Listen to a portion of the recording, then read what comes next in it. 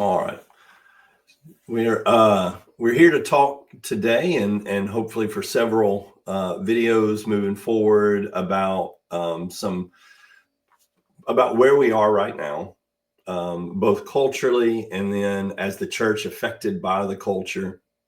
I think a lot of people see, at least over the last 5 years or so, sort of a ramping up of problems, both in culture surrounding us and in the church. But a lot of people have different explanations as to what those problems are, what are causing them, how to solve them. And it's, at least for me, and in talking to Caleb as well, it caused me to just step back and say, okay, how did we get here at this place where I think a larger group of people are saying where we're at is an insane place. And so is that something that just went wrong about 5 or 6 years ago?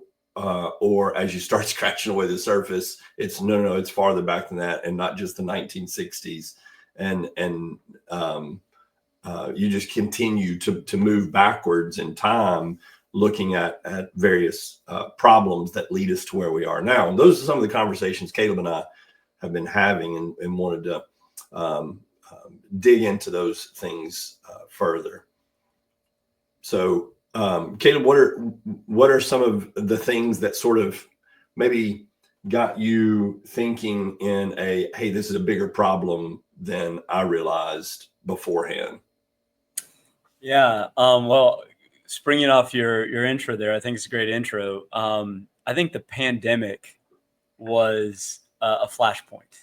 I use the word apocalypse, and what I mean by apocalypse is a unveiling. It's an uncovering. It's not the end of the world, right, or anything like that. It can be maybe in case of judgment, but the pandemic was a time for me where, churches were shutting down. People, preachers were coming out and saying like, "I'm sorry I ever preached that we had to be assembled," and people were saying you were unloving if you weren't vaccinated. It was crazy. It was like, really insane what was going on, and the changes in perspectives. And it was very challenging for me because among typically like non-institutional churches of Christ, I was finding there wasn't a lot of uniformity there.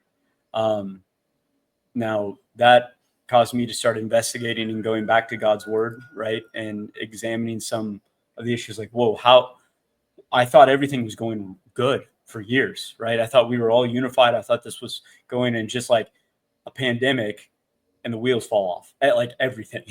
And so, I mean, that's like you're driving along and, your engine just shuts down. You're like, oh man, something happened. And you go to the mechanic, and the mechanic's like, no, this has been rotten for years, man. Like, you haven't done any maintenance on this. This is completely a huge problem. So I don't want to overstate the importance of the pandemic, but for me, it was kind of that point. And I had tons of time just to sit and read and sit and contemplate too, be like, okay, how did we get to this point, and what's it going to look like? Because everyone was like, oh man, we got to get back to normal. And I'm like, what is even normal? Like, is normal where we should be? Where are we going with this thing? And like, what do we need to be doing? I think that, plus also I have kids now.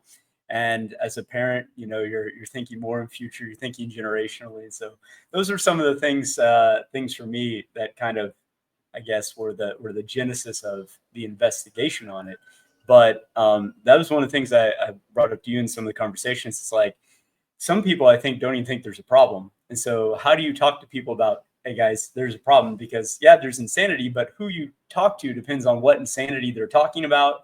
And some people think the insanity is with the Republicans or Trump. Other people think it's with the Democrats, and other people are like, no, it's neither. It's something totally different. So that's kind of where there's a lot of pieces going on, a lot of problems, and totally with you about, depending on how you define the problems and the causes of those problems, you're going to come up with radically different solutions.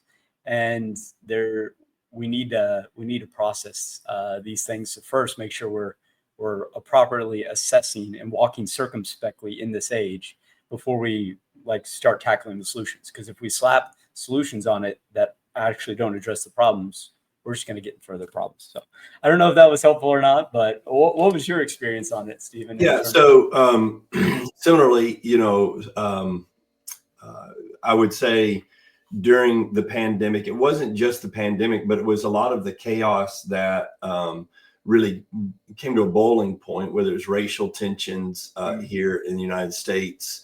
And then things, brethren, to hear brethren sort of responding to that. And I thought, not biblical ways. And I don't mean just terrible responses, but sort of, I think they were taking their cues from culture about how to respond to those things more than a biblical way. And so then I'm stepping back and go, wait. I know that those are things that I've heard all my life. But I didn't feel that there was a great disharmony between those maybe responses and the scriptures. But as these bowling points, I knew that these weren't good solutions, right? Those are the same things we've been saying for years, and they just don't sound right in the face of all of this.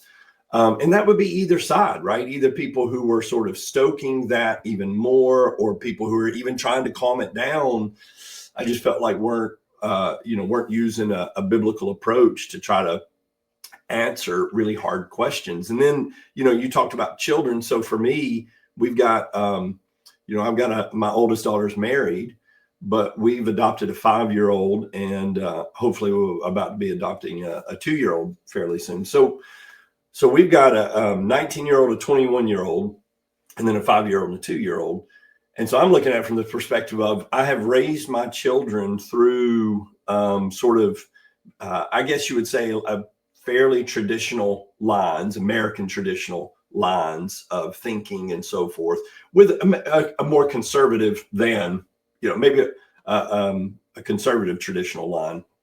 And I realized some of the difficulties we had that I thought, this shouldn't be. I mean, we act like this is just normal, but it shouldn't be, right? And then all of a sudden I have this boy that comes into our lives, and I'm trying to be very intentional, because with him, it's not just we had a baby, it's we chose to step in and say, we will take this child from the danger and the harm that he is receiving in his biological family, and we'll protect him. And then I started thinking, okay, but how am I going to do that?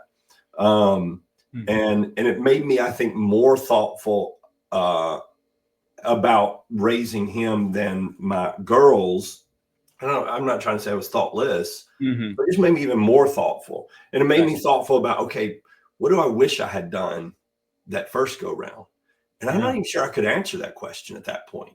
I knew I wanted some things to be different, but I didn't know how or what. So that made me start investigating. I don't want the same approach all across the board. There's some things I want to adjust and make different. Well, then once I started investigating that, I'm like, oh man, I think our vision of family and how we relate to each other is just so skewed, and that goes back generations. Centuries. And so there was just a real eye opener for me. And I don't know that everybody I've talked to has similar feelings, but a lot of people do. And enough do that I'm not, I know I'm not on my own here. And what was really interesting is, as I began to read, I'm like, oh, this is what people were saying, 20 years ago, 50 years ago, even a couple of 100 years ago. People were sounding alarm bells. And I've even gone back and reread books. I read a book. Charles Dickens has a book called Hard Times. And it is his most intense criticism of sort of the Industrial Revolution and, the sort of factoryization of life and of people. And when I had read it, I don't know, I probably read it 10, 15 years ago. And it didn't click with me. I was like, I like Charles Dickens, but I just wasn't. This time I read it, I was like, oh man, I get it now. Yeah. He is talking about making everybody into cogs, sort of taking away the moral component of how we live our lives, or at least fracturing it, setting that, I have those moral considerations here, but business is business. And that's really the tenor of that book. And I could see how the villains were villains now. Whereas before it was like, I mean, they're just businessmen, right? It's just business. It's just the cost of business. Yeah, it's just the cost of business. And so, so anyway, a lot of those things really started resonating with me a lot more than they had. Yeah, and I guess if someone's hearing you and I up to this point, they're thinking, well, Stephen and Caleb are just going through midlife crisis. You know, they're still kind of thinking about the pandemic, or they're just kind of getting sentimental as fathers. How would you respond to somebody and say, no, like these are deeper, I don't want to overuse the word or stretch too far, like systemic or generational or continued problems, rather than just like, oh, that's just something those two those two are going through. Oh, you and I, you know, we live. I'm in Puerto Rico. You're in Alabama. We don't really run around with the same social group necessarily. Right. So, well, that's one thing I would say is just, you know, you don't have to look far to see that a lot of people, not everybody's saying the same things are the problems or the same things are the solutions, but there's a lot of overlap between the concerns that people have.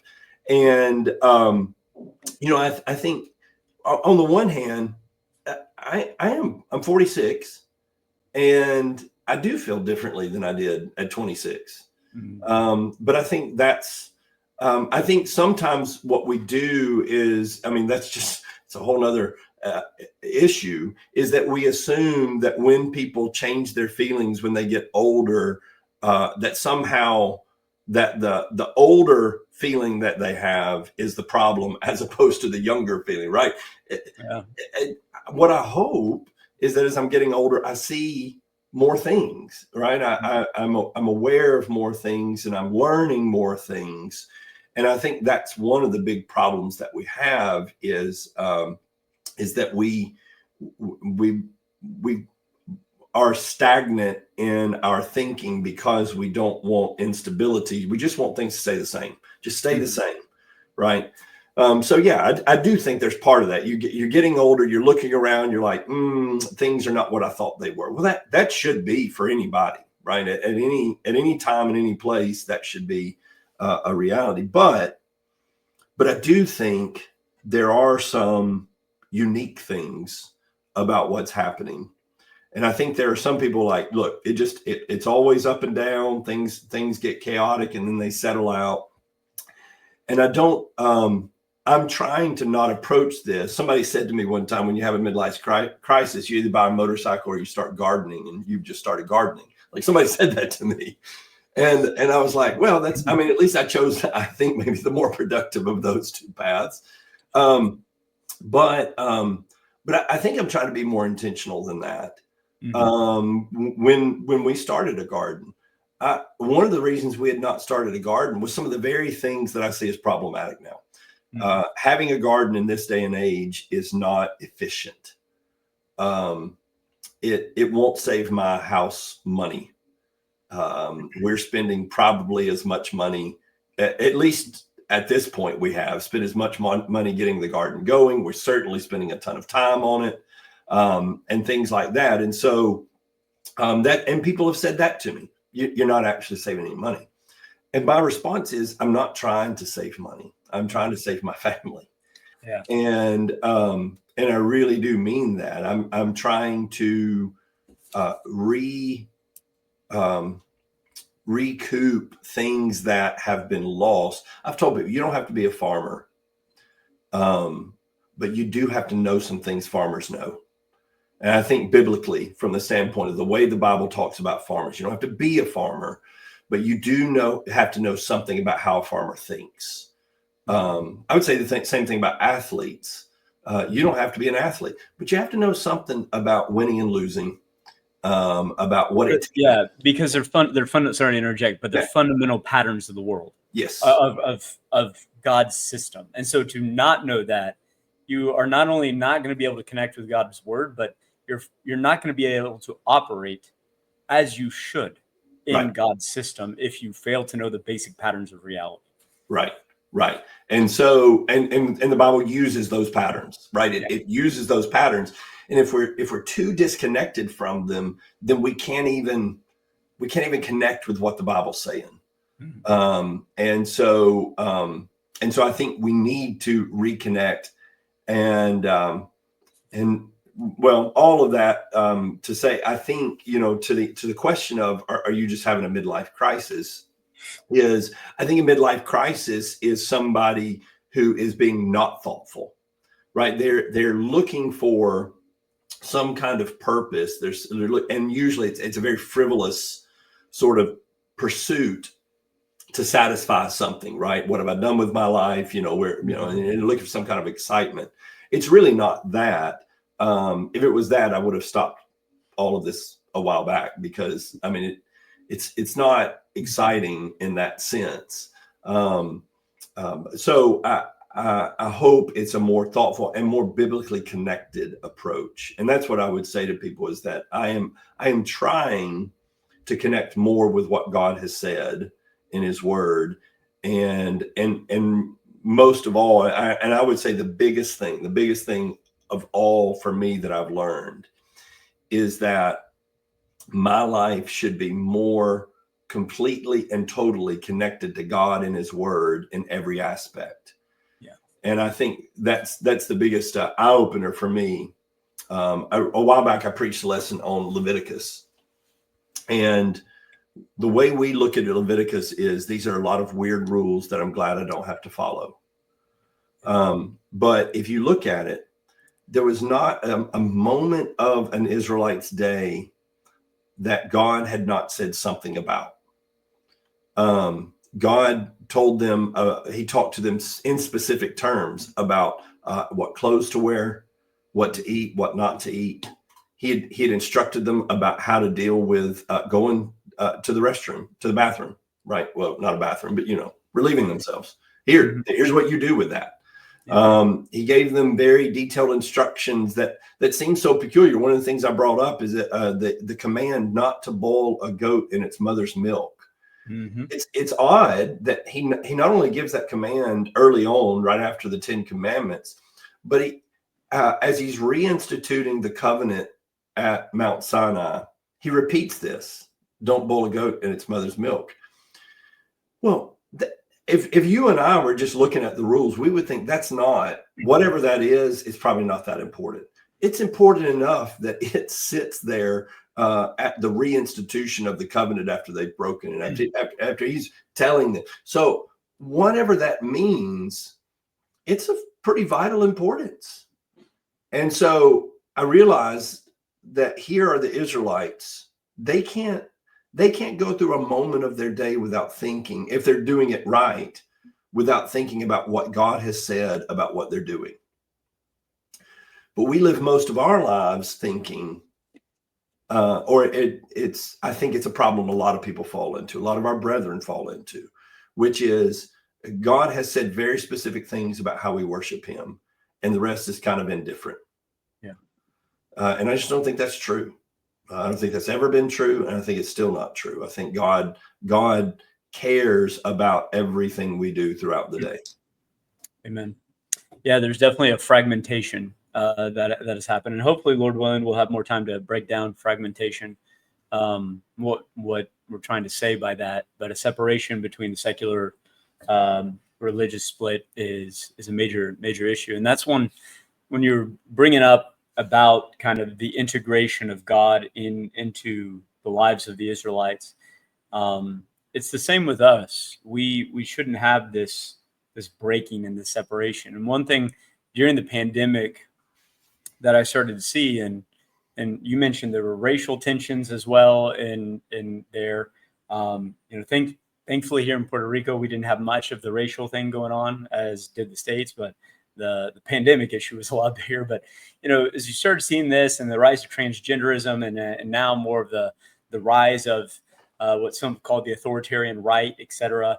There's all these things going on, and it's like, what these problems in of themselves have values. Like each decision and each inflection point is a battle of a value hierarchy. and decisions that we even make, as you're pointing out, choosing not to boil a mother goat with its kid is the embodiment or the inculcation of values and patterns of being. And I know this might sound really heady and stuff like that, but when I started thinking about like, wait a second, my decisions are based upon values. It was one of these things as a Christian, is like, yeah, I know my values come from God. They come from Jesus. I read the Sermon on the Mount, have all these values, but the values were kind of like very rationalistic, like, faith, hope, love, all this kind of stuff. But then they lacked embodiment. They lacked, and I wouldn't say like full application, but there was a lot of times where certain actions weren't, as you pointed out earlier, the most thoughtful, or I didn't take it and say, hey, this has got to be fully consistent, or it's got to be holistically embodying or fully consistent with the value that I'm professing. I kind of held these things, these contradictory things, and I was very split and scattered, and it didn't really start coming out to me. It's like, whoa, there's got to be a better way to that, until you recognize like, oh, things start breaking down.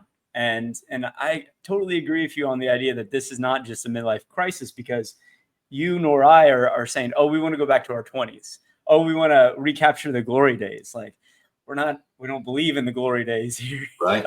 or the golden age, that type of thing. That's not what we're trying to recapture. It goes back. I'm embarrassed by those days. I don't want to go back there.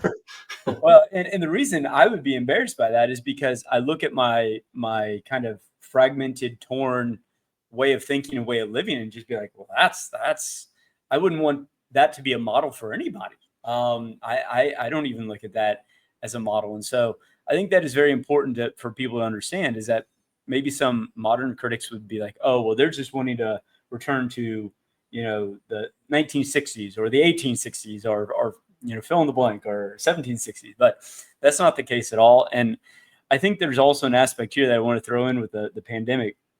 You mentioned the industrialization with Charles Dickens. I think that's really great. I think that's an underappreciated and understudied area of history, because with the rise of Romanticism in that movement and the Transcendentalists pushing back against the mechanization and materialistic view of humanity, we don't really pay attention to that. But the information revolution with the internet is like the industrial revolution on steroids, like a million times over. And we have not done a very good job as brethren of considering the implications of that. I know you Stephen, have got a great series on the internet, actually recorded, that on technology. Is very good, very helpful. But I just have thought about this in talking with young people today, and the changes in dating, the changes in relationship, the changes in human communication. The pandemic has changed that. Technology has changed that. Cultural values have changed that. So much is changing, and there's very little that I look around and I'm like, yes, in these changings, we are becoming closer to the embodiment of Christ in our lives and in our communities. And there doesn't seem to be any brakes on it. I mean, the car is like no brakes, going full down the mountain, headed to the boulders. And we see this worse and worse. And there's not much cohesion in terms of, maybe there's cohesion, as you're saying. I agree. Like the zeitgeist, most people think, yeah, there's problems, but they maybe haven't thought about it deep enough to be like, these are the problems. And because they don't identify the problems or the causes of the problems, they don't have any solution to stopping the train wreck that we're facing and that is ahead of us. I really believe that, especially, I'm just going to use one example: pornography, the breakdown of marriage rates in our country, the lack of children. I mean, the list can go on, but I don't hear our brethren speaking about these issues with existential significance, if that makes sense. And that's where I'm trying to say, okay, I'm not just trying to be an alarmist over here. I'm not trying to be a golden age boy to go back to the glory days. There's a significant problem here. We need to address it and we need to talk about it, but we got to be able to actually have conversations. And that brings another whole issue of, we don't even really know how to talk to each other anymore. And so I'm sorry, I know that's a lot to throw out there. What do you think? Well, yeah, and I think a lot of these, because of you say the information age. One of the things about the information age is the rapid movement. Now, I think in a lot of ways, we think we're growing technologically faster than we actually are. I don't think that's moving as rapidly as people think. We're speeding up. You mean the progression? Just to clarify, you're talking about the progression of technological advancement. Information moves rapidly, but Yes. the advance of new technologies is not going that fast. Right. I'm trying to think of a book. Well, I can think of it later. Neil Postman comes to mind, but now Neil Postman. I mean, you're talking. I mean, he was saying this with the TV, right? I mean, he's saying this long before we got to where we are now. And people just sort of shrug their shoulders. He's a curmudgeon, he's an old guy, a Luddite. And I would have felt that way. And now I read him and I'm just like, ooh, if that was true then, man, it makes you sick to think how much truer it is now. And you mentioned the series I did on the internet. I feel like I didn't go far enough. I mean, I really think that people don't, it's hard because the changes have happened rapidly within one generation, right? I mean, so for instance, for my generation, we did not have internet when I was growing up. And so I'm not, I mean, I know I'm 46, but I'm not that old. And I remember not having the internet to having the internet. But still it was very slow, dial-up speeds, all that kind of stuff. All the way to now, where you just have constant stream of information available to you at all times. And yes, you have valuable information accessible, but can we all agree that's not what we're accessing? As a culture, we're not going for the valuable, the true, the good, and the lovely. We are pursuing the lowest common denominator. And I don't even mean pornography, which we are doing that as a culture, but I just mean things that are just vapid. They're so empty, and they make us empty, right? We are what we consume. And if what we're consuming, I think this goes back into the indifference, right? What does it matter if your kids are watching something if it's not specifically immoral, right? If it's not grossly immoral, it may be stupid and silly and so forth. And I'm not saying that we can't have silly things, but when your kids are drinking in silliness and emptiness every day, you're making your children silly and empty people.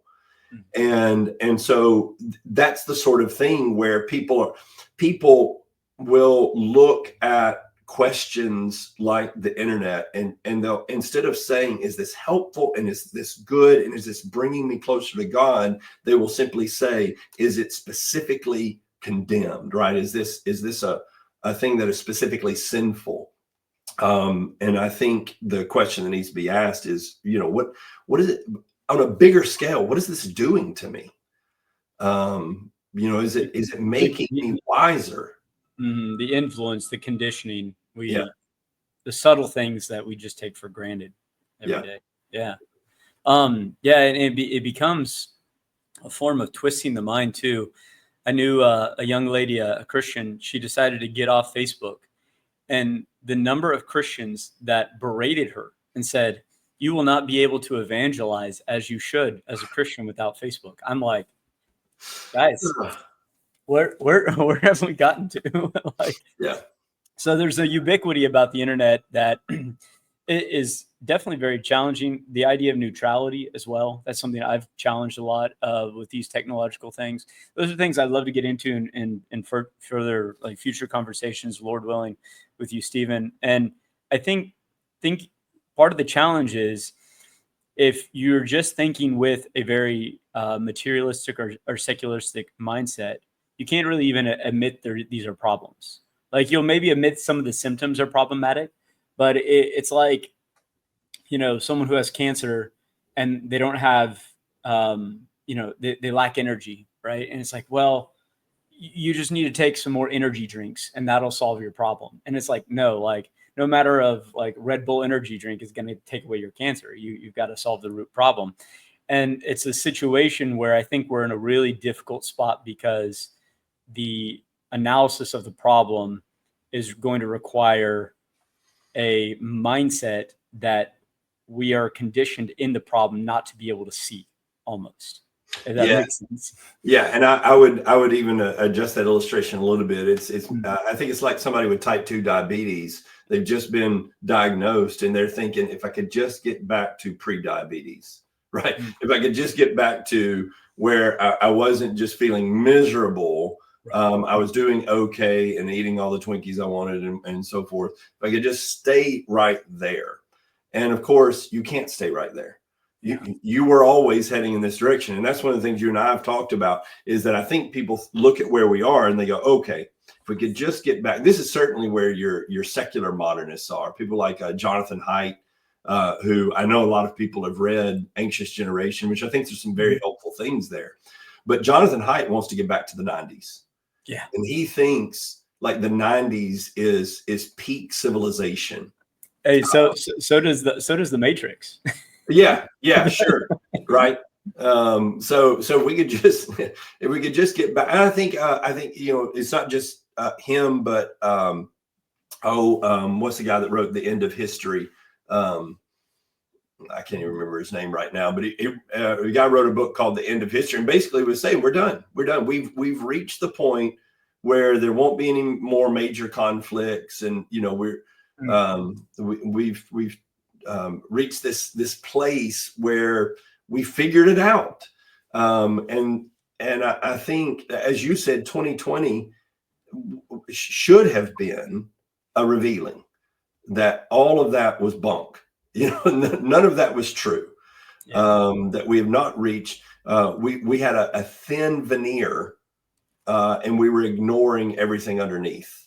And then it got exposed, and there are people that are just working as hard as they can to say, how can we get the veneer back on and just keep coasting right there?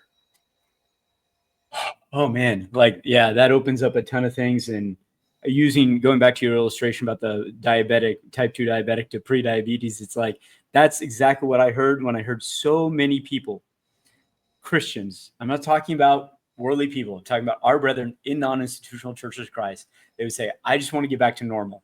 And I'm like, guys, that normality, whatever that is, got us to this place. And if you were to run, and you and I have talked about this before, if you run the experiment, whatever we were doing, and you input that program, the pandemic is going to happen the way it happened 100 times out of 100. Congregations are going to break down, all this kind of stuff. In a larger scale, the same thing with transgenderism, the same thing with whatever's going to happen. And I wonder, I know this is speculation, but the unveiling of the pandemic, in my opinion, is kind of like small pebbles compared to the train wreck that could be. Who knows, right? But one of the macro, messages of the Bible is that God brings judgment, and you can prolong judgment a bit, but if you refuse his truth, if you go against the fundamental patterns of what he has created, it's a question of when, not if. And so this is one of the things that's like, okay, guys, pandemic bad, right? We're all on the board. Okay, things that have happened bad. Okay, what have we done to change it? Like, what are we doing to actually fundamentally change our trajectory? And sadly, when I ask elders or Christians in the United States or even other places about that, I just get crickets. And I'm like, that is even bigger problem. Using your diabetic situation, it's like, okay, you've got diabetes type 2. What are you going to do to manage this in your life? And it's just like, I'm just going to keep eating Twinkies. It's like, no. Just take the insulin and keep going. Well, our time is coming to. I'll leave you with this. We studying Genesis here in our young adult class, and we were working through the flood, And as you come out of the flood narrative, you come out of chapter 8 and chapter 9, you see a recreation, right? You see a hearkening back, right? The land rising up from the water.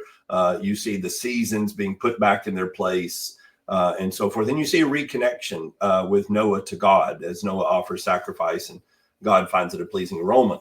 Then what you have is Noah growing a vineyard, taking of the fruit and sinning, and becoming drunk. Then his son, one of his three sons, um, uh, then participating or even exacerbating that sin and taking it one step further. And so you have division between his sons and a curse that comes because of the sin. And I think one of the things that you can learn from that, as you connect that back with Genesis chapter 3, is a lot of people think if we could just have a reset, if we could just start over, whatever point, if we could go back to here. I think one of the lessons you learn in Genesis chapter 9 is we're always going to end up back here. Unless we make our solution tied, and I mean really tied to God and his ways, we will always end up right back here. I can just imagine Israel, throughout their history, during times of oppression, when they were suffering, if we could just get back to whatever the good old days were in their minds. Solomon days, yeah. Or even Jeroboam, Jeroboam the second, right? Mm-hmm. Jeroboam the second was a high point. And can't you just imagine, during the divided kingdom, Israel in the north going, boy, the times were good during Jeroboam the second. No, those times were leading you to right now. And they were always going to lead you to right now. Or maybe Jehu, maybe somebody would look back and say, when we finally got Ahab out of there and we got Jehu in place, then things, no, you were always going to end up here because that was not enough. That was treating the symptoms and not the heart of the issue. Right. And when you say they're always going to end up there, it's not because God had predestined them to that punishment. Rather, it was the values, the choices and the values that they were embodying in their decisions, their life, their culture, everything was fundamentally rejecting God and putting them on that trajectory. Yes. So they had time to maybe like restore or renovate or go back and do resets. It's not that if I'm hearing you right, you're not saying a reset is not possible. It is possible, but Band-Aid solutions or partial solutions on this are going to create the same trajectory. Right. Well, one of the things I've started saying a lot is we think that the solutions, and especially as a culture, we think the solutions are right around the corner. We're going to learn more. We're going to figure things out, and right around the corner, we'll figure out how to deal with this. And the solutions are always in the other direction. They're always in the past. That's good. And specifically in the person of Jesus Christ, that's where the solution is, right? So the only reset that works, and we're going to talk about restoration, I know, as we go along here, is real, actual, full restoration. And I think this is not a knock against the work that people have done to restore elements of New Testament Christianity. I'm on board with that project.